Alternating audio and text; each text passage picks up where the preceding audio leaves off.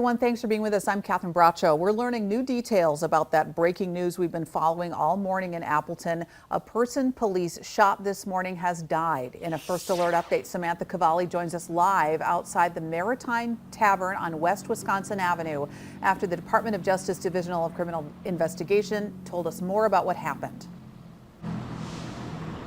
Right, Catherine, just before coming to air here around earlier this morning, we did find out from a news release from the DOJ that the person that police have shot has died at the hospital. And as you can just see behind me over my right shoulder, the scene is still very active at this time, 12 hours after the incident. As we first alerted you this morning on Action 2 News this morning, officers were called to the Maritime Bar just around 1:30 a.m. this morning and arrived on scene due to a weapons-involved complaint. Someone inside the bar had fired shots. When officers arrived on scene, they say they were confronted by the person who shot at law enforcement. An officer shot back at the suspect, hitting them. They were taken to the hospital where they later died. No members of law enforcement were hurt, including the officer who fired the shot. Our Action 2 News team was the only station to hear from Captain Jack Thacher during a press conference this morning, and he has a message for anyone living in the area.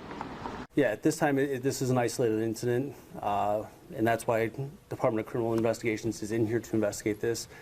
There is no security for those around that we're worried about.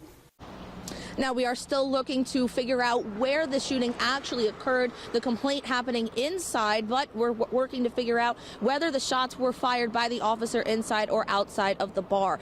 And this investigation is being handled by the state's Division of Criminal Investigation. This officer who did shoot the shots out from the Appleton Police Department, he is on administrative leave, and that is just part of the protocol when it comes to these kinds of situations. Reporting live in Appleton, Samantha Cavalli, Action 2 News.